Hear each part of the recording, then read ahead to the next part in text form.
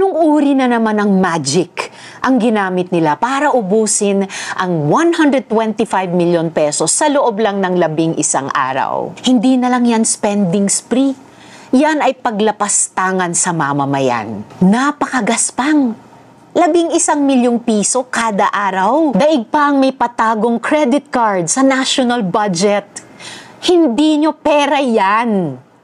Confidential funds can be validly spent only on expenditures supporting surveillance activities of civilian agencies. Yung ating Coast Guard sa West Philippine Sea, araw-araw binabantayan ang sumpong ng China. 17 years pinagkasya ang 117 million pesos na confidential funds. Ang OVP, hindi man lang umabot sa 2 linggo.